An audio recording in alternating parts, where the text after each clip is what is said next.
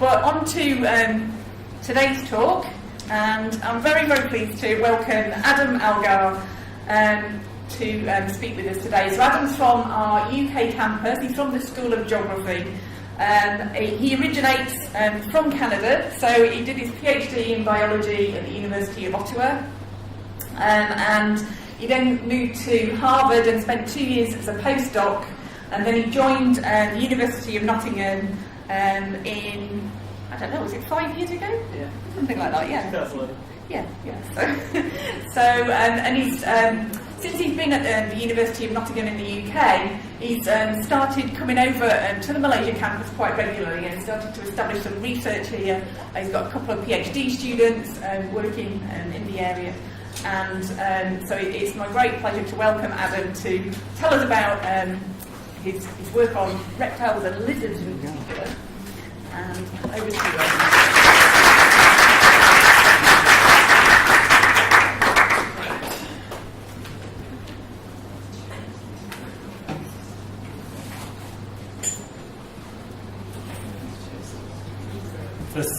Can you hear me? Yeah. Thanks very much, Suzanne, for the introduction, and to Ahimsa for the invite to come and talk at Mindset.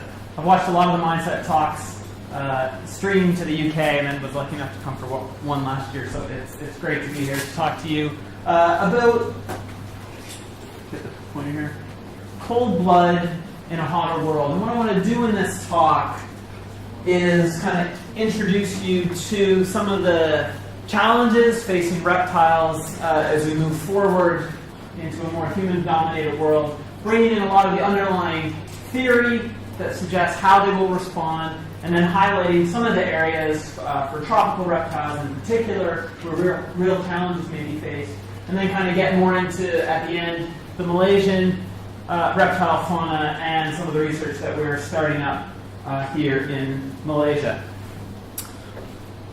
So when I made this next slide, I didn't really count about the air conditioning in the room. So it's definitely not warm in here. But the world is very warm today, the last year, the last 10 years. So we have a look at this map. This is kind of the warmest years on record are shown in red, where in the world it's been the warmest on record. We can see a lot of deep red here. So last year was the warmest year since 1880 in the world. The year before that was the second warmest year. And of course we can look back through time and see that temperatures are increasing. Not news to any of us, we're probably all aware of this, that climate is changing very rapidly, and that, I can use this to change the slides, and that it is warming up. And it's going to keep warming up. The future is going to be hotter than it is now. So as we move forward, say looking forward to 2070 and looking at forecasted temperature change, we can see that in a lot of areas we get increases expected of up to 4 degrees. In areas where there's a little bit less climate change, well, we're still looking at almost 3 degrees. So it's going to get hotter. And climate change is thought to be one of the great threats to biodiversity across the planet. And I really want to tackle the question of why. So why are increasing temperatures a problem, or thought to be a problem? What is it about the biology of organisms that makes them susceptible to increasing temperatures? And if you want to think about that, we need to think about what effect temperature has on life. And temperature is probably the most fundamental feature of the environment for determining almost every aspect of how organisms are able to survive, how they're able to function. So it determines the pace of life. So we can see a bunch of data here showing things like metabolic rate, so all the reactions that are going on in our body, increasing with temperature, and a whole whack of things, mammals and birds, insects, fish, invertebrates, plants. Metabolism increases with temperature. Developmental rate of organisms, so these are data for zooplankton. The warmer it is, the faster they develop. And we can even look at populations and see that populations grow more quickly as temperature increases. So temperature is really a fundamental factor in determining the pace of life and determining all the interactions that are going on between organisms and within organisms out in their environment.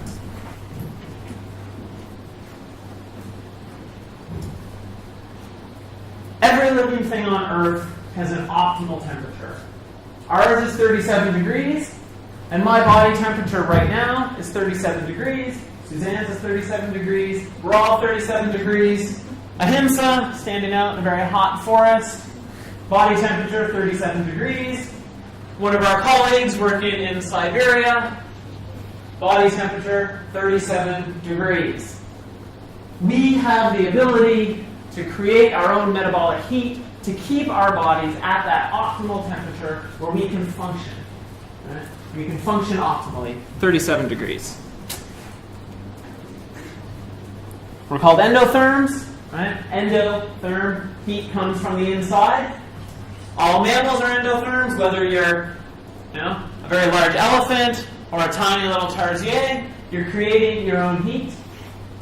And all the mammals, those optimal temperatures, most sit around 37 degrees. They range a little bit between 37 and 39.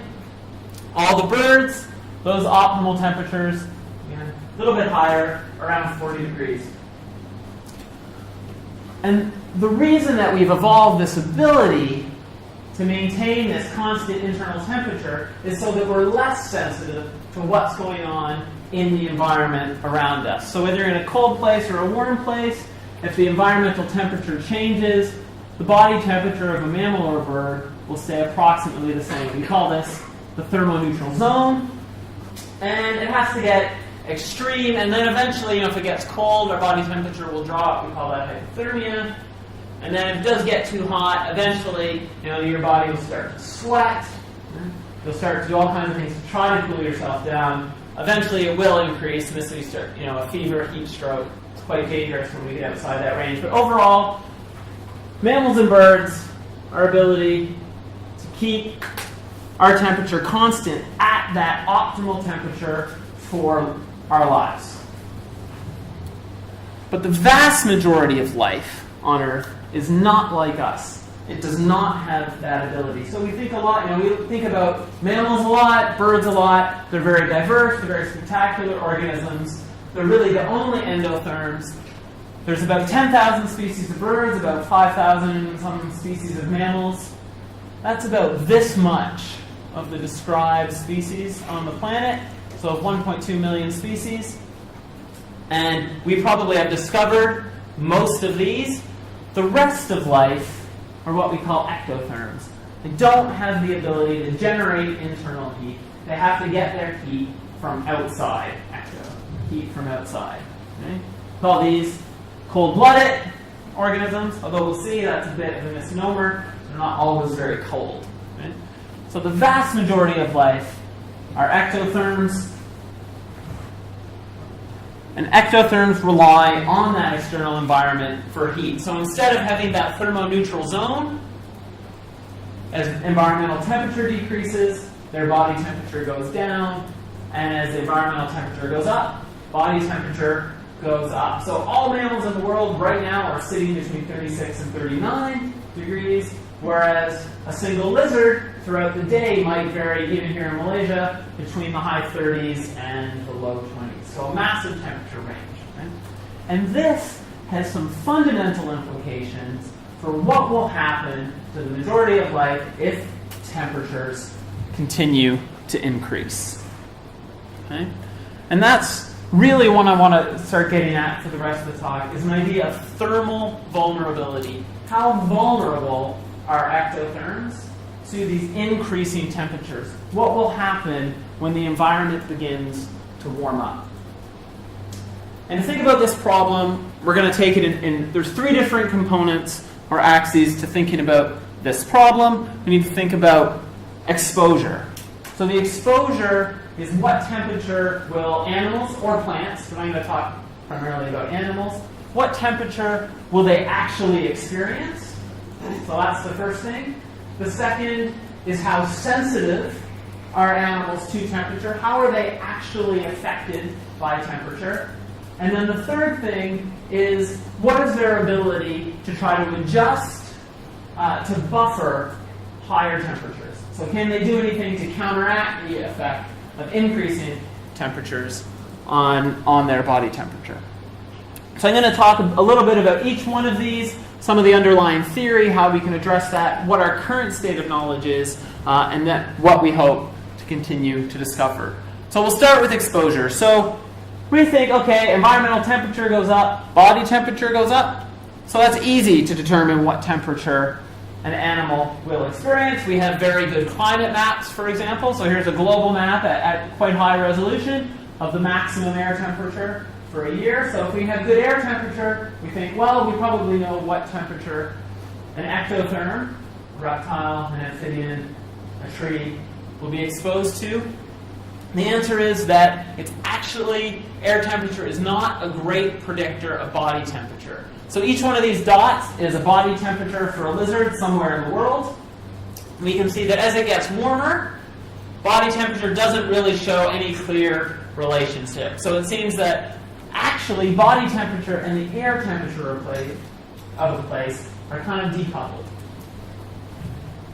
So why? Why is that the case? If lizards need to get their heat from their environment, how can we get a situation where there's no relationship between the actual air temperature and their body temperatures? And the reason is that there are a lot more factors that influence the temperature of an animal than just the air. So in particular, a key one is solar radiation. Right? So the amount of solar radiation coming from the sun has a really large effect on the body temperature of an animal, or on the temperature of anything out there in the world. So we know that, you all know this, that if you go out and you have a black, maybe you don't have black interiors for your cars in Malaysia, you're probably smart if you don't, but if you touch anything, that's black, that's out in the sun, especially metal, it'll be really hot. You can burn your hand, right? Whereas if it's white, it may feel cooler. There's a reason why it suggests to wear light colors, not black or dark blue in the tropics or in warm areas, because those dark colors absorb more heat, they absorb more radiation, and thus they feel hotter. So, for example, a very dark colored lizard will be hotter than a light colored lizard. Also, a lizard in the direct sunlight will be much warmer even than the surrounding air temperature because it's absorbing all that solar radiation. Wind speed is also very important. So if it's windy, breeze comes along, cools you down. Same for a lizard, right? If there's a breeze, cools you down. And also the humidity can influence rates of water evaporation, and of course water evaporation also cools us. So all these other factors can influence our body temperatures, and it makes it difficult to actually know what temperature an animal will experience in the wild now and in the future. But one of the key factors is shade. So what do we do when we're hot? We go in the shade. Lizard can do the same thing. And remember that they don't have the ability to adjust their physiology to change their body temperature, so they can only do it behaviorally by shuttling in and out of shade. And so we can see that shade is really important for lizard body temperature. So here are some data from forests, where it's all shaded, right? And the surrounding air temperature, there is no solar radiation coming through, or very little. We see very little relationship with air temperature, where if we take more open habitats, where we have this direct sunlight, we see that actually there's no shade really to hide from, so they're not able to alter their body temperature, and we see this stronger relationship with temperature in these open habitats because they can't find shade to hide in. Okay? A little bit more data showing that shade, the amount of shade that is present in an environment is really important for lizard body temperature. So here, on the x-axis, we can see leaf area index. So this is remotely sensed data about basically the structure of the canopy. So the denser the canopy of a forest, the higher the leaf area index, the more shade. And we can see, so these are our data from across the globe on lizard body temperatures, again, just in forests. And if we look at the denseness of the canopy, we can see in more dense canopy forests, we get lower body temperatures than in more open forests. So it's not just air temperature, but shade is crucially important, and that's going to play a big role later when we start talking about what factors might be influencing thermal vulnerability of species in Malaysia. So what can we take away from this? The key point is that future climate change is going to increase air temperatures, but that's not the whole story for body temperatures. And indeed, the amount of shade is crucial, and land cover change has large effects on the amount of shade that is available for lizards. So to understand temperature, we need to understand climate and land cover change. So going back to our framework, that's exposure temperature. That's kind of factors that influence the environment. What about how animals actually respond to temperature? How sensitive are they? Temperature increases are only a problem if animals are sensitive to temperature. Well, the first thing is that hotter is not always better. So as organisms heat up, they do tend to be able, or ectotherms heat up, they do tend to be able to move faster, digestion can happen faster. So these are possibly good things. But every animal has an optimum. Right? Here's an optimum temperature. And it's actually this curve, which is called the thermal performance curve, which is really determines animals' sensitivity to temperature. And it's actually this curve that will allow us to determine how organisms will be affected and what risk they are at to increasing climate. So, what is this curve? Well, we have some measure of ecological performance on the y-axis. That might, for lizards, it's often sprint speed, how fast they can run. So that's the kind of thing we measure. Why do we measure that? Well, a lizard has to do a couple of things. One, it has to catch food, and it has to run quickly to do that. It has to not become food, and it has to run quickly to avoid becoming that. And it has to find mates, and running quickly can help with that as well, whichever your perspective may be. So we have some ecological performance. It may be digestion, it may be their food capture rate. And we have the body temperature of the organism on the x.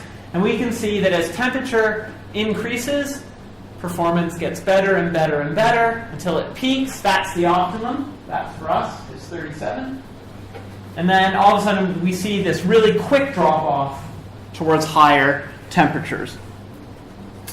And so to understanding the anatomy, I'm going to go through the curve a bit in detail because understanding the anatomy of this curve is crucial for understanding the implications I'm going to talk about later. So this is our optimum temperature, right? Or the lizard's optimum temperature. A couple other things are important here. This point, which I'm going to call the critical thermal maximum, this is where ecological performance drops down to zero, where it's so hot that the organism can't really function. And we have a similar critical thermal minimum temperature where it gets so cold that it starts shutting down. The other quantity that's important is what we call a performance breadth. This is basically a measure of whether it's a specialist, so it's very good at a narrow range of temperatures, or whether the species is a generalist, where it can actually maybe not have as high peak performance, but it can perform pretty well over a very broad breadth of temperatures. And different species have different thermal performance curves. Some are specialists, some are generalists, some have high CT min, some have low. Okay? So the sensitivity of an organism will depend on its thermal performance curve. And so if we have, for example, a species sitting at, say, a temperature here, right, it has some decent level of ecological performance. If it warms up, right, higher temperatures may actually benefit that species because it will bring that species into its optimal temperature and it will have an increase in ecological performance. So warming can help some species, but it can also be detrimental to others. And so if a species is already at its optimum temperature and it gets too hot, it's going to see a large drop in performance. And the key point here is that this part of the curve is very, very steep, which means that a small increase in temperature above the optimum really hurts performance. Whereas if we go back and have a look, that a small increase in this area doesn't cause that much of a benefit. Okay? So getting above the optimum temperature can have very big consequences, even if it's only by a few degrees. So that's the theory. That's the theory that underlines how we can make predictions about how organisms will be affected by future temperatures. And the kind of thing that we're interested in, for example, is what we call the thermal safety margin. And so one of the key questions in thermal ecology and global change ecology is how close are species right now to their thermal safety margins. Right? So if this is a species thermal limit, say it's CT max up here, this is a trace of temperature throughout the day in a tropical location, so it's obviously very cool. Morning increasing, warmest at midday, and then declines again. And the distance between the hottest temperature of the day and the CT max, or the thermal limit of that organism, is its thermal safety margin. That's its ability to undergo warming before it starts to see really severe ecological effects. So where do species sit? Well, there's been a fair bit of research on this, kind of pulling together species from all over the globe. So these are some data from lizards from a classic paper by Ray Huey from a few years ago. And so what we see on the y-axis, this is thermal safety margin. Now the key here is that positive numbers actually mean that you've got a margin. You're not really in trouble. You've got lots of warming that can go. Negative numbers mean you're already past your thermal limit. Okay? So what we can see, so these is latitude along the x-axis, and what we can see that there are a lot of species that are close to this line. Okay? There are some that are above it, but in the tropics, there are a lot of species that lie either very close to their thermal limit or are actually already inhabiting environments that are often hotter than they can tolerate. So what this tells us is that for these species, warming of 4 degrees, probably not such a big deal. If your thermal safety margin goes from 15 degrees buffer to 11, probably not too worried. But if you're one of the species sitting around here with only a couple of degrees to play with, then warming of 3 or 4 degrees could have very large implications. So we've done exposure, we've done we've done sensitivity. What about adjustment? Can species actually do anything to buffer increasing temperatures or respond in other ways to limit their vulnerability? Well, there's 2 main things that a lizard can do. The first is that it can thermoregulate. So I've talked about thermoregulation a little bit already. So species can go into the shade if they're too hot and cool down. And if they're too cool, they can go into the sun and bask and warm up. Okay? And in a lot of environments, they can have little bits of sun, little bits of shade. They're what we call thermally complex. So if you have a thermally complex environment, then it's quite easy for a lizard to be able to move into the sun, move into the shade, and they can actually control their temperature very precisely. Keep it almost as precisely as our body temperatures are at 37. But the hotter it is, the more shade or the larger extent of shade that is needed. So we can look at, these are some modeling data from Mike Kearney in Australia, looking at the amount of shade required for thermal regulation. So how much shade is actually needed for lizards to be able to thermal regulate effectively. And the key thing I want to highlight here is that if we look across the tropics, the green means that you need a lot of shade.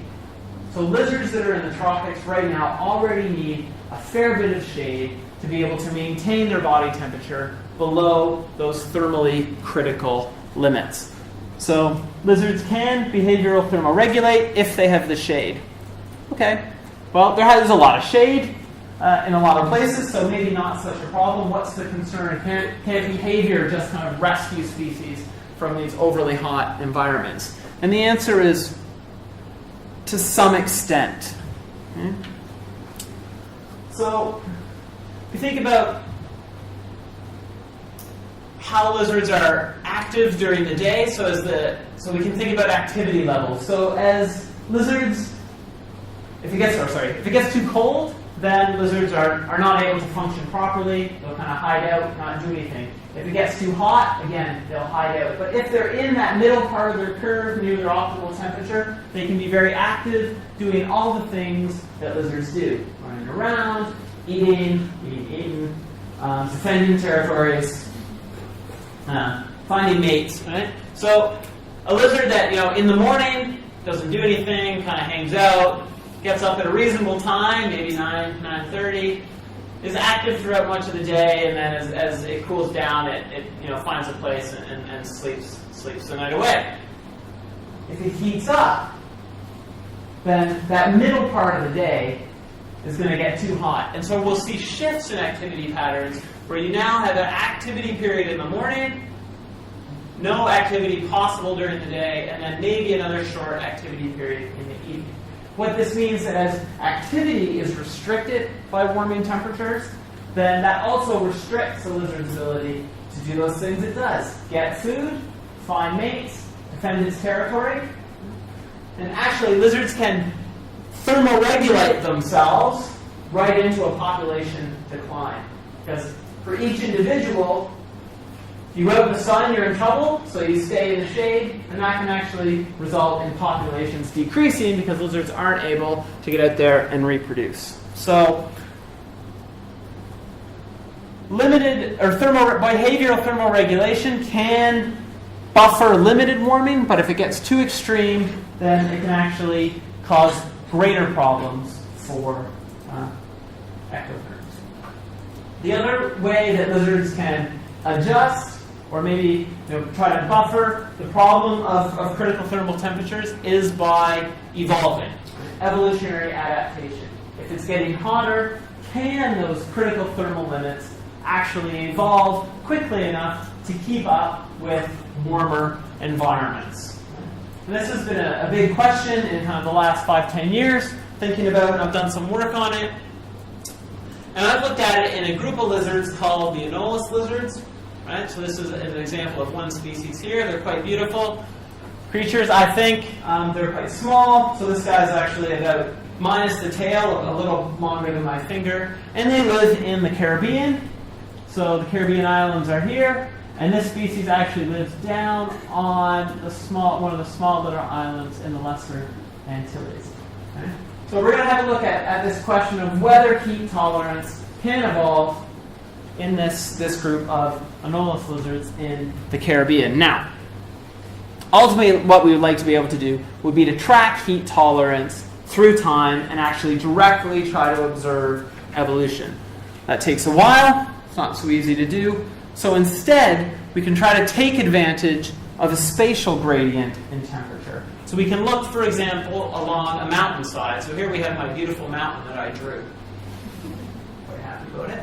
Right? And so it's cold at the top, as the mountain is, warm in the middle, and then at the bottom you get some really kind of nice, hot, humid, lowland forest. And the great thing about this group of lizards that we're working on is that we get different species distributed at different heights. So we get some lowland specialists. This is Anolis whitemani. So they have these dewlaps that they put out. So we have species with dewlaps here as well. So the Draco, if you're familiar with them, the gliding lizards, they have these little dewlaps that they stick in and out. Anoles have them as well. Okay. We get species that are found in warm and cool environments, and then we get some cold specialists that live just at high elevations, say above 2,000 meters. And so what we can do is actually try to measure the thermal performance curves of each of these species as we move down the mountainside and actually look if whether in these hotter environments we have higher heat tolerances than in colder environments. So what do we find? Well, we have, let's cut off a bit. So these are low elevations with hot temperatures. Going to higher elevations and temperature goes down. So first we'll look at cold tolerance. What happens to cold tolerance? Well, as it gets colder, lizards can tolerate colder temperatures. So we get pretty rapid evolution in cold tolerance. If you're at the top of the mountain, you can tolerate much colder temperatures than a species that is only found in the lowlands. However, heat tolerance is a different story. It turns out that no matter where you are on the mountain, whether you're in the cold bit at the top, the hot bit at the bottom, you have pretty much the same heat tolerance. Right? Which suggests to us that heat tolerance is what we call evolutionary static. It can't evolve very easily, it can't evolve very quickly. It seems to have kind of hit a limit and it's not getting any hotter.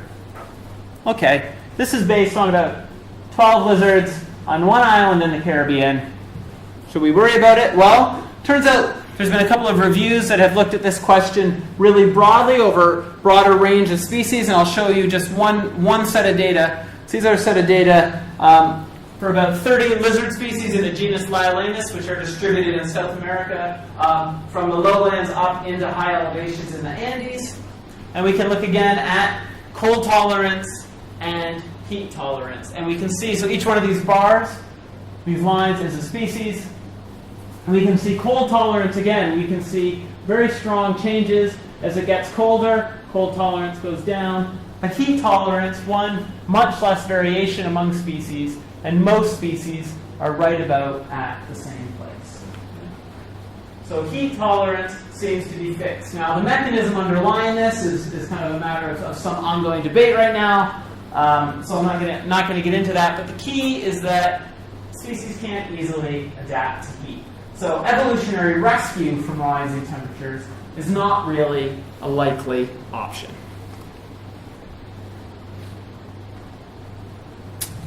So that's the kind of general kind of state of knowledge about thermal vulnerability at the moment. I just want to highlight, I've talked a little bit about tropical species, but I want to highlight a little more about some of the particular challenges facing species in the tropics, in particular about whether they are actually at greater risk. So it's been thought for a while that tropical species are more vulnerable to climate change than more temperate species, but let's have a look at each of these components and see how the data match up. So first, exposure. Well, predicted temperature change. You'll notice that most of this dark red, which is really large, the largest temperature changes over 4 degrees, are actually in temperate zones with the exception of the Amazon. But through much of the tropics, so we can look here, where we are in our region here, even in the Caribbean, relatively small temperature changes. So actually tropical organisms may experience smaller temperature increases due to climate change than more temperate ones.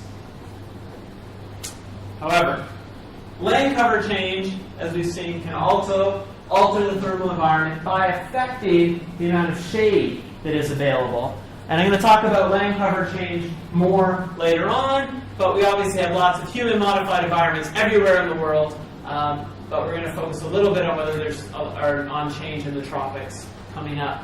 And I'll also highlight that I've been talking a lot about temperature, but drought is also a concern. So drought matters for a couple of reasons. One, it affects body condition, so the more stressed an animal is, the more difficult it is for it to behavioral thermoregulate, and the more risks it has to take. So it's not just about temperature. Land cover change also matters, and so does drought. Okay.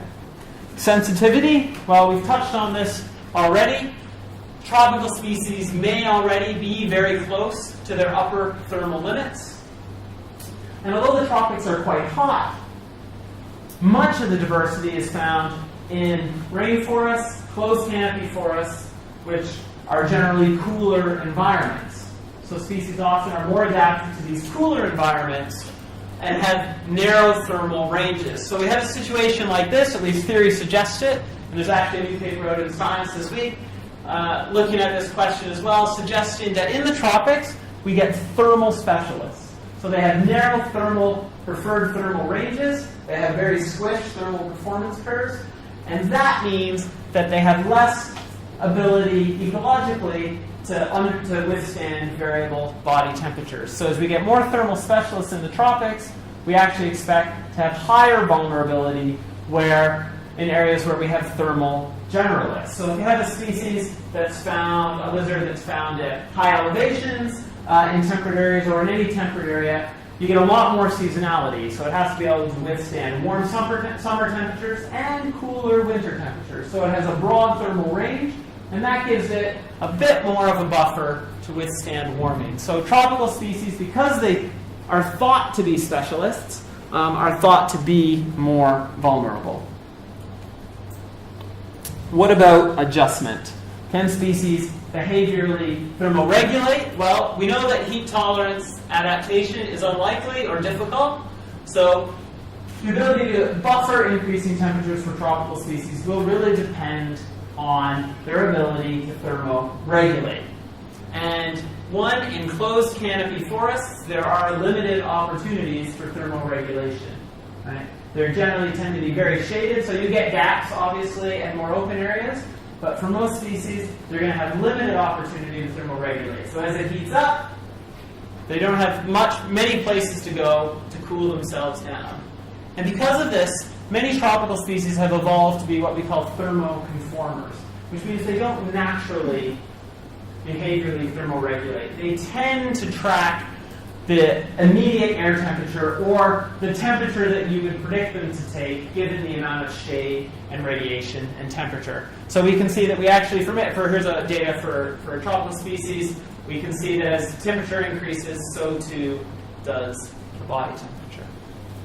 Okay. So this means that they don't have a strong ability to, if they start getting to these crucial temperatures, to seek out shade, if it was available, to cool themselves down. Okay. So overall, are tropical species at greater risk? Well, theories suggest yes. I've shown you some data. But most of the evidence we have for this, especially in lizards, comes from the Caribbean. The group of lizards, the anoles, that I spoke of have been studied. Most thermal ecology in lizards comes from that group of species. And from temperate species in North America. We have little or no data in many cases on Southeast Asian reptiles directly in terms of their thermal vulnerability. And it's this gap that has kind of brought me here, Malaysia. To try to have a look at the thermal future of Malaysian lizards. What is their thermal vulnerability? So we have a new project that we're just getting off. These are some great Malaysian species. I love these guys. This is Malayodracan or Gonocephalus. It's just recently been renamed. This is only found in the Cameron Islands. We were lucky enough to see one last year. This is Draco melanopogon. This is one of the gliding lizards, which is just, it's fantastic. Gliding lizards. That's great. These are its ribs that come out. The skin on them, and it can, jumps and glides 20 meters more, maybe. And this is Bronchostella cristatella, which is pretty common, but very beautiful. All the books say it's remarkably common. We haven't seen that many while we've been out here. Maybe we're just unlucky. Okay, so new project. So between the University of Nottingham, that's me, Nottingham here in Malaysia, and working with Dicus Velvet, who's here, which is great. From the University of Malaya to try to get a sense of what is the thermal vulnerability of species in Malaysia. So, we think again about exposure. What temperature will Malaysian species experience? So, actually, global models predict a relatively modest temperature increase, except in the north and high elevation areas where actually we're going to see some of the, on par with some of the largest changes everywhere or anywhere. But the other key factor is land cover change. So this is a global analysis showing forest cover loss since 2000. We can have a look at Malaysia. Lots of red are areas where we have inferred forest loss. Right? And as land cover changes, it reduces shade and creates an entirely new thermal environment for lizards. Okay. So in particular, what we want to look at are the differences in thermal environment between forests and plantations, particularly rubber, which tend to resemble forests a bit more, and then oil palm plantations, which are very different. And of course, any kind of drive around will show you how widespread these types of environments are. So here's some data. These data are actually from Sabah, but showing that we do get really strong thermal differences between forests and oil palm, for example. So this is a temperature trace through the day, and here's forest down here, getting up to 27, 28, whereas young oil palm are much warmer, hitting kind of mid-30s, and mature oil palm, where you have more shades, this is the temperature underneath the canopy, are still substantially hotter than forest. So this suggests that with land cover change and the spread of plantations, we're going to see increases in the environmental temperature for, well, not just lizard species, but all ectotherms in Malaysia. So the first goal of our project is to actually try to determine what the specific exposure temperature will be for Malaysian lizards in these different land cover types. And it's important to remember that it's not just as much about going out and measuring temperature, because all these other factors, the amount of shade, the amount of radiation, the wind speed, the humidity, can all affect the body temperature of a lizard. And so we don't just want to know the air temperature, we want to know what temperature a lizard would take if it was out in that environment. And to do that, we build some rather funny looking models. So these are lizards. I know they don't look like lizards, but they're thermally, this is a lizard. This is a thin bit of copper folded up into a tube, right? Painted to match the reflectance of the species that we want to work on. And what we can do is take these tubes. These ones are about this long, about that wide, so about the size of a general lizard. This is a data logger, a temperature logger, so it logs the temperature every minute, every 15 minutes, whatever you want. We stick one of these temperature loggers inside this, and we can stick it out in the environment, right, on different perches, on the ground, on the trunk, under the canopy, out in a gap. And this gives us a direct measure of what temperature a lizard would experience if it was in that environment, which is a far more accurate and effective measure than simply just having the air temperature. So we want to do that in all of these different land covers.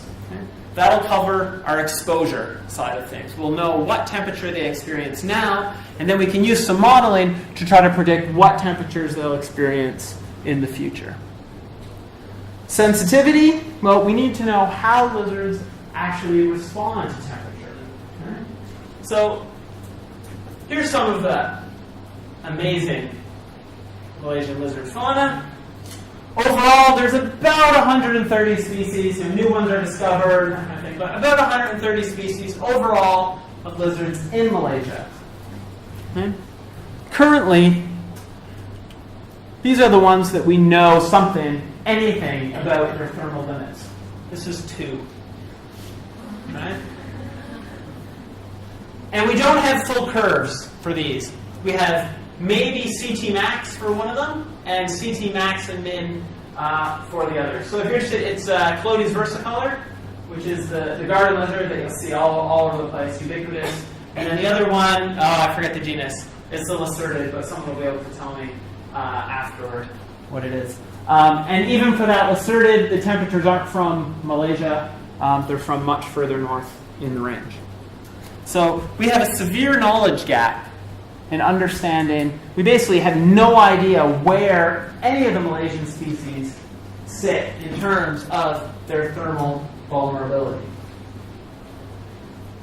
So we want to measure them. Okay? We want to go out, get some animals, and build these thermal performance curves. So the first thing to do is to find some lizards, which sounds like fun. It's very easy. There's a lizard in this picture. Okay, anyone see it? Test. We got it? It's right here. Yeah. Let's zoom in a little on him there. Oh, there he is. Really cutie. This is Clotes emma. So this is closely related to Clotes versicolor, which is the one that's all over campus and probably all found throughout KL as well. Same genus. This one is the forest garden lizard, it's called, and it's should be found kind of in disturbed forest gaps, that kind of thing. Okay? So it's the species that we want to work on. So it's found in oil palm and rubber plantations as well as secondary forests. And we want to measure this curve. So how do we do that? Well, we have to have a little lizard Olympics. Okay, fun? So remember I said sprint speed, right? Lizards need to run fast to get food, they need to run fast to not become food, and they generally need to run fast whether they're trying to find a mate or avoid a mate. That's what they got to do.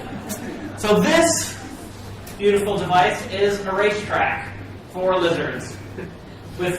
I am not an engineer, so this is why there's tape involved in it. But what this is basically a long piece of wood with sides on it so the lizard can't jump off. Sandpaper on the base, marked off at uniform lengths. We have a high-definition camera here. Okay? So you can warm a lizard to a particular temperature, run it on the track, and then use the high-definition video to actually get its maximum speed that it can run. And from that, we can vary the body temperature and actually build a very accurate ecological thermal performance curve, which we can then use to compare to those temperatures that we measured using our models to get a sense of where in these different land covers these lizards sit.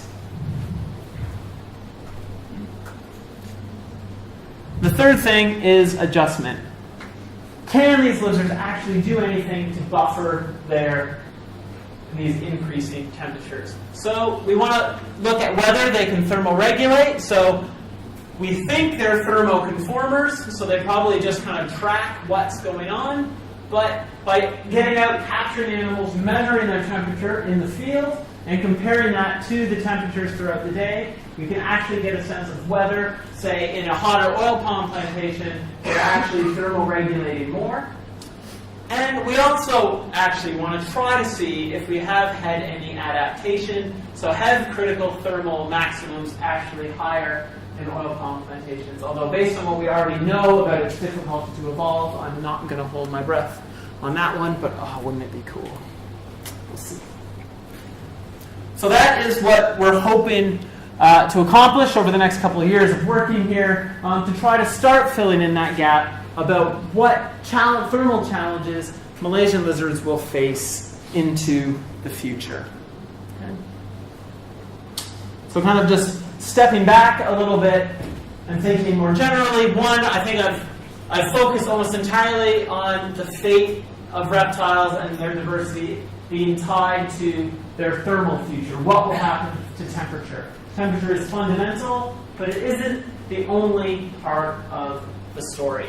There are all kinds of other factors that are going to influence how vulnerable species are to population decline and to extinction going into the future. So if we think just about kind of climate change and land cover change, we can think about how those affect their habitat structure, microclimates, predators, nesting sites, prey that are available, diseases, right, as well as direct effects on thermal ecology. So we've only looked at one or two small pathways of this much more complex system. So it's not just about thermal ecology, but the fundamental nature of temperature for life suggests it's a very good place to start.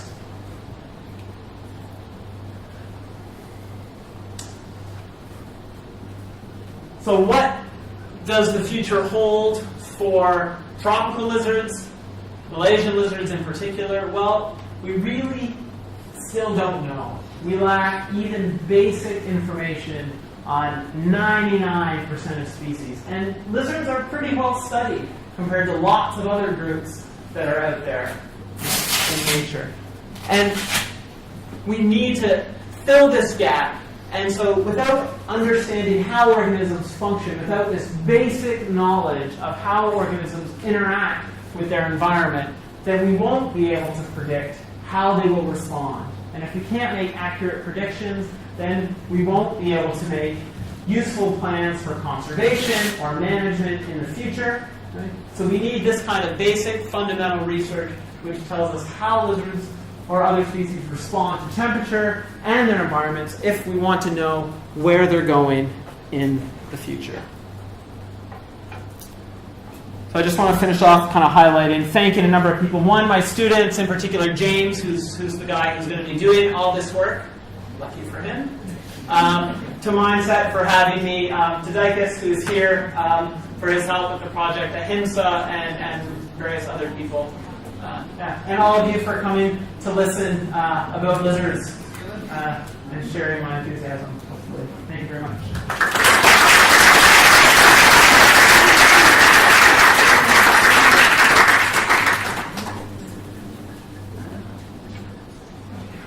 Okay, well, thanks very much, Adam. We've got tons of questions now. Yeah, sure.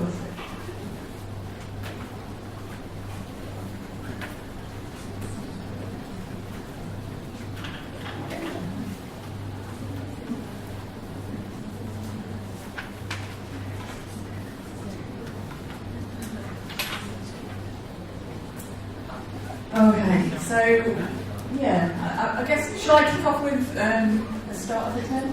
Sure. And so one thing that I was kind of taken by is the lack of basic information. So one of the things that was kind of apparent to me was this overlap between so the thermal niche is one kind of aspect of this. Well, that kind of overlaps with food availability, for example. So how much do we know about what lizards feed on, how that's going to interact? It seems like not very much, but I mean, generally speaking, what do we know about how lizards feed in Malaysia, for example? In Malaysia, my personal knowledge isn't great. I mean, we have general knowledge on kind of what, if they're most are insectivores, so they eat a lot of insects, obviously. There are a lot of ant specialists, so the Draco the gliding lizards tend to be eat a lot of ants. But it is really important. It's kind of one that diet may vary kind of independently from thermal environment as well, but also all the things they eat are also ectotherms that also depend on those microclimates, and they may have different kind of thermal preferences as well. So if those things stop matching up, you could also get changes in food supply. And I think we really actually have no idea about how, like, for example, the diet axis of the niche may be affected, especially between different land covers. So what do they eat? Does a species eat the same thing if it's in a forest as if it's in an oil palm plantation? If it can survive in both, are they able to switch their diets?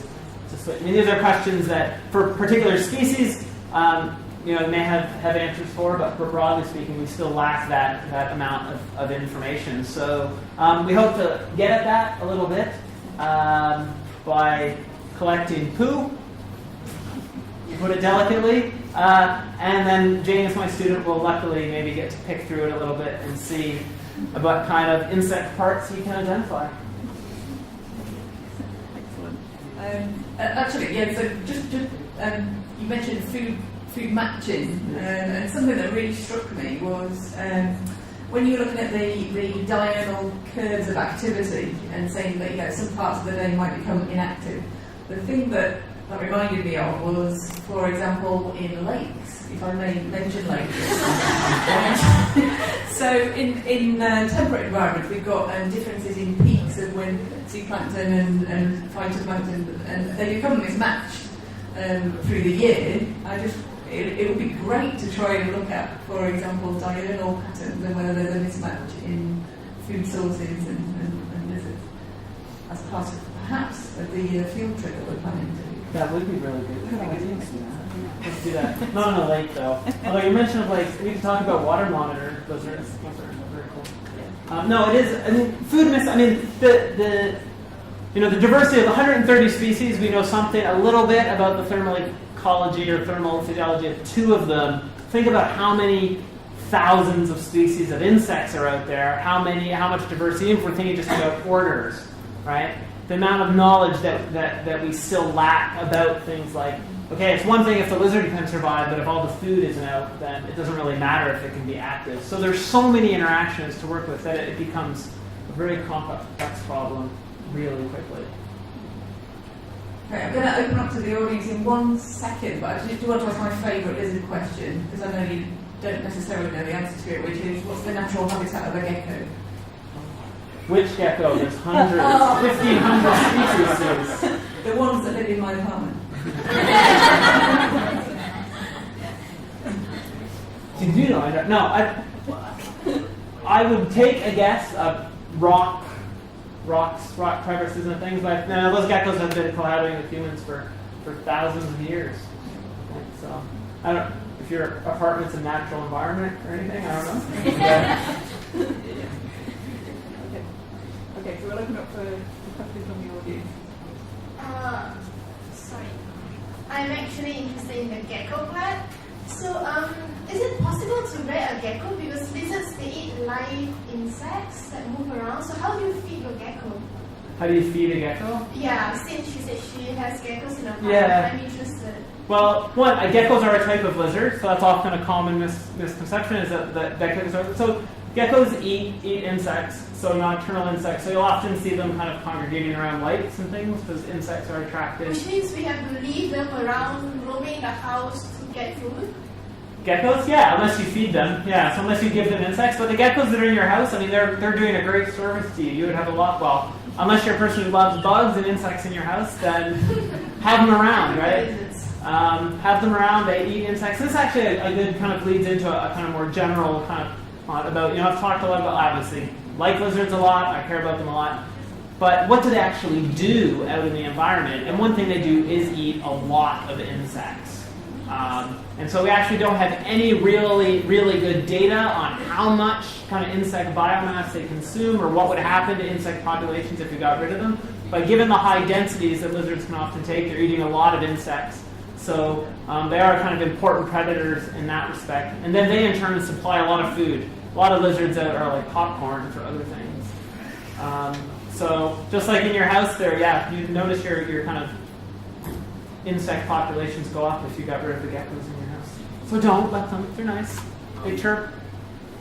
One last question about gecko. Is it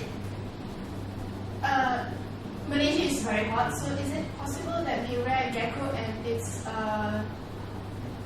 a good place for them? Because we do know that we shouldn't rear rabbits or temperate animals here.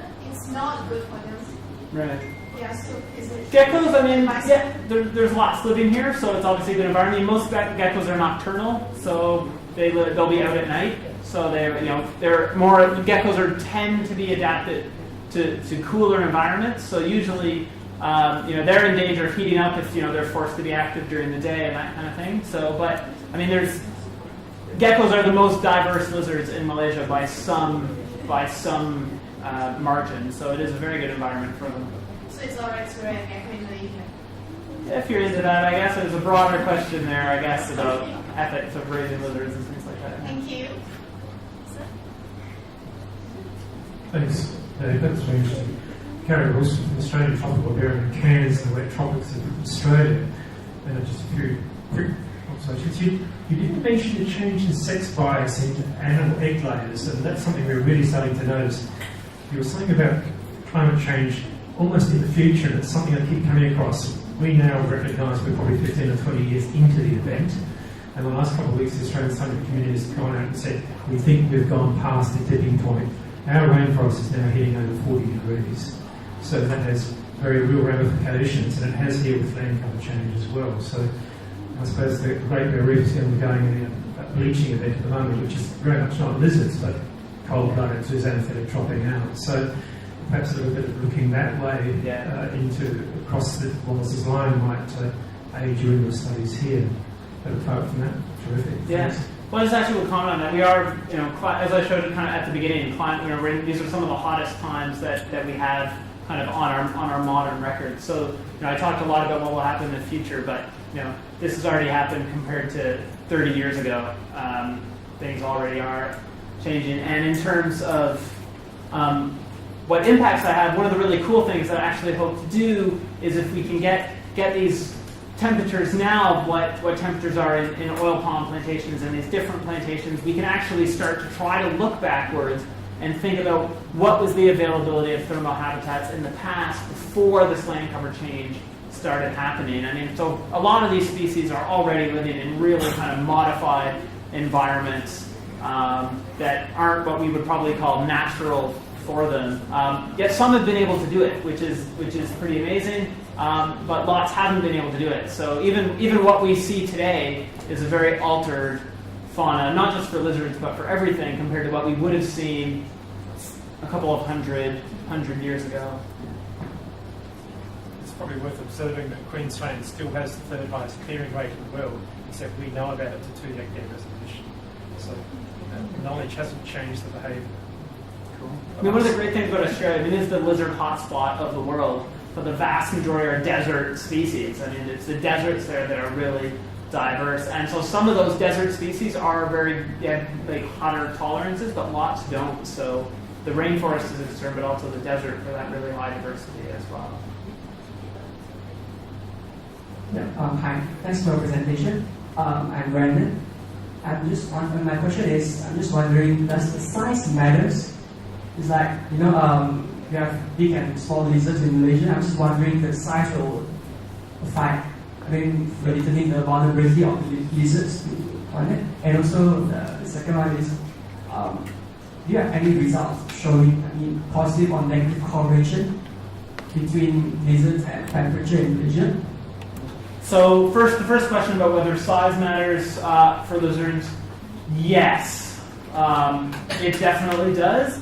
How it matters, it's not a simple kind of relationship. And so one of the big effects of size is that things that are large heat up more slowly, right? So you have this big volume to surface area ratio. You heat up slowly, but you also cool down very slowly. Whereas a very small lizard can heat up very quickly, but it can cool down very quickly as well. So if we think about the extremes here, so we think about some of the really big monitor lizards, right? I mean, monitor lizards, their temperatures, there's not a ton known about them, but their body temperatures don't really vary that much. They're almost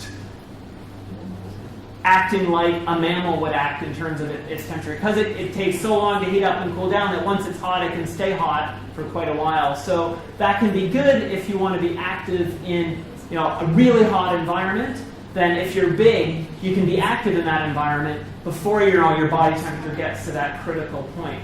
The bad thing about being big is that it takes you a long time to cool down. So if you do get too hot, you can't immediately go in the shade and cool down. Whereas a really small lizard can, if it has the availability of sun and shade, it can move in and out of the sun. So it can move in the shade, cool down, nip out into the sun, do its thing, get back in the shade and cool down quickly. So there is a definite effect of body size, but it's not as straightforward as small lizards are, more sensitive, and big lizards are more robust to change or something. In terms of whether I have data, not yet.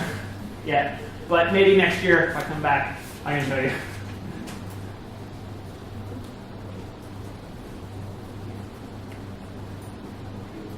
You mentioned you have only had data on 2 species. What are these 2 species? Yeah, so I guess I should stress those aren't my data. Those are kind of already out there. So Collodius versicolor, which is the garden lizard that you'll see common in the city and everything. And then the other one is, it's a lacertid dicus. Wait, no. What's the name of the lacertid? Really long tail, I can't remember. Yeah, I'll get back to you. Can't remember it. I can think of what it looks like. It's a very thin, kind of long lizard with this long tail. Yeah. I have 2 questions about lizard poop. Excellent. You don't know how long I've been waiting to have someone. Well, glad I have 2. So the first one, I was wondering, do you just visually identify the insect parts, or can you use like DNA testing or anything like that? We'll just do visual identification, but you could, depends how well it's preserved and how much it's degraded. So, but you can get DNA from feces. I've never heard of anyone doing it from lizard feces, but certainly from other things, elephants. You can do it. So from mammals, definitely, but lizard poo is very different from mammal poo. It's got an entirely different kind of digestive system. So, but yeah, we'll do visual. So usually they're not great chewers, basically, and so insect parts like keratinized. So you can see a lot of like ant heads and cricket legs and stuff like that you can identify. Macro remains, yeah. And I guess that sort of answers the other question. I was wondering how you know what species of lizard you found, like if you have it in a controlled area or if you're... Yeah, so what we'll do is, because when we do the thermal performance curves, we have to have them in captivity for a short amount of time. We'll just collect so we know which individual it came from. Yeah, but if you're out in the environment, there's not any kind of real way to know. So in some systems, in one of the systems in Spain that I've worked on, there's just really one species. So then you can actually go out and you can collect it. You get to know what it looks like, and you can collect it. But here we'll have to get it just when we have them. So we'll have get it at a large scale in the wild isn't really feasible. Hello, my name is Sofwan.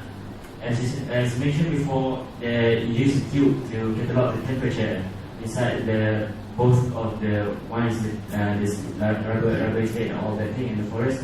And I want to know how the mechanism of the tube and the cataloger. Where you need to put the cataloger inside the tube. Why not just put the cataloger inside a case or something like that? Yeah. So the main reason there, and so the model, the kind of copper model that goes around it is kind of crucial. So we use, because a lizard or any object that you put out in the environment, in the sun, will absorb heat at different rates. It'll reflect radiation at different rates. And so the reason that we don't just put the data logger out in the environment is because it'll have different thermal properties than the lizard would. So these are pretty crude models, so they're kind of tube shaped, so they kind of mimic that a lizard is longer than it is wide. But you can actually do, and we may do some of this, you can do much more complex ones. So we're experimenting with 3D printing of lizards, actually. So if we 3D print them, and then you can put the data logger inside, and then you get the exact morphology of the lizard, because it does affect whether, the things a lizard can do to adjust its body temperature, like standing up higher. So the tube is there to try to mimic the thermal properties of the lizard in terms of how much radiation it can absorb, how much it emits, that kind of thing, rather than just putting out the data logger. If you can make a 3D print model, what kind of lizard do you take as a model? Well, no, so the species that we really want to do most of this work on are Clodizema. So the actual procedure would be to get a museum specimen and 3D scan it, and then and then print it. But yeah, I'd like to do a whole, why not, let's do them all. Who wouldn't want that? That's a business opportunity. Okay, thank you.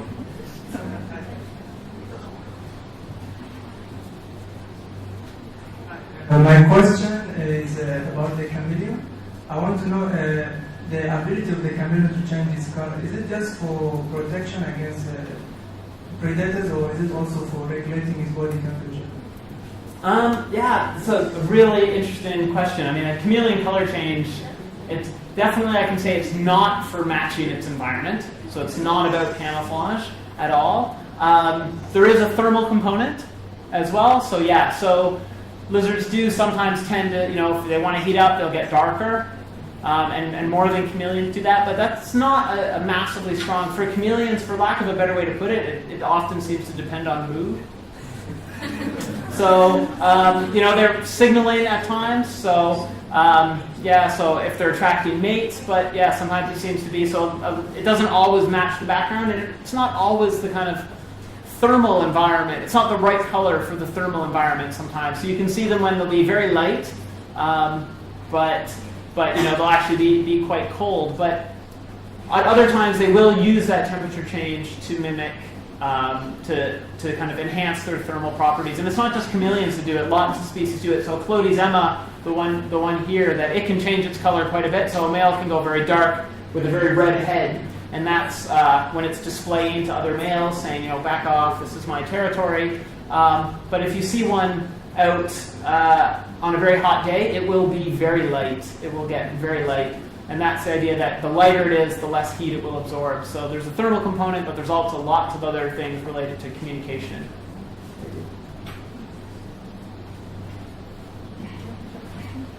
Okay, thank you, Adam. That's been a fantastic talk.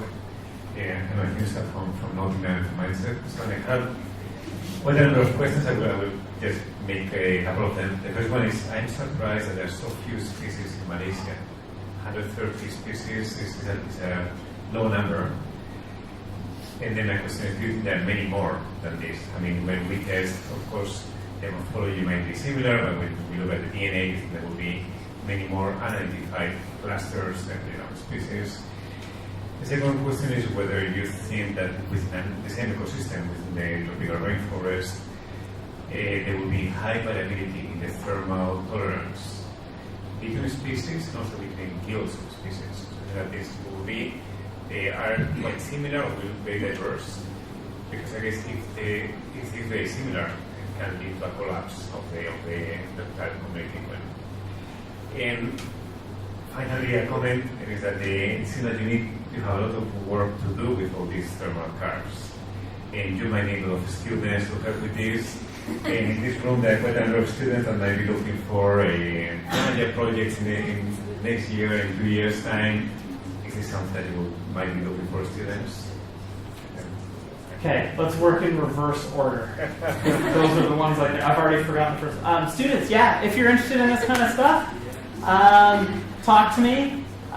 Because the other great thing is I'm obviously based in the UK, as are my PhD students, so it's pretty, to come over and work here is intense time period, but if you're based here and you're interested in doing something like this, it's definitely possible. It's actually pretty easy to build a racetrack and do some thermal performance stuff. So yeah, definitely talk to me or contact me anytime. The other question was about guilds of species and whether I expect variability. Yes. So for specifics in Malaysia, definitely certain species are kind of more sun-loving and deep shade loving. So actually, Emma, the one we're working on, or want to work on, is definitely a more like a hotter temperature species. It's a forest edge, forest gap, and which is actually it's probably being adapted for that environment that's allowed it to actually use these other environments. But there are definitely ones that are very kind of closed canopy forests. So within the Aganidae, which is the dragon lizards, there's the Gonocephalus genus, which we don't have any thermal data, but the guess would be there probably may not be able to tolerate those really hot temperatures, or may choose not to, and that they won't be active. So you definitely would see, and there are closed canopy things and more open things. So I think probably there's been a large shift, I would guess, in Malaysia from a closed canopy kind of dominant species being more abundant to the Clodius versicolor, which has moved in from the north, I believe, and then even Emma in the north of Malaysia, expanding their range, or at least getting a lot more abundant because of those environments. So yes, and so it could lead to kind of large-scale collapse or turnover from very kind of deep forest species to these kind of more edge-type things. Number of species, 130. Well, in all of Canada, there's 2. So I'm not going to complain about 130. So Malaysia is not the most diverse place. So Australia is kind of the big anomaly, and the big thing about Australia is that it has from rainforest to desert, and it's really in the desert where you've got that kind of big radiation. But Malaysia's not that big, so having 130 crammed in is actually pretty good, especially for a peninsula as well, which tend to have fewer species. Are there undiscovered species? Definitely. So there's, new species are still being described pretty regularly. There was a new species of gecko described by Lee Grismer from the Batu Caves just last year. So if the Batu Caves have an undiscovered species, imagine which other ones might be out there. And that, I don't think that species was even wasn't based on genetic separation. It has distinct characters. So there's probably a lot. The other thing is that, it's highly possible that species have already been lost that certainly modern scientists didn't know about or hadn't described. So, especially on mountaintops. Okay.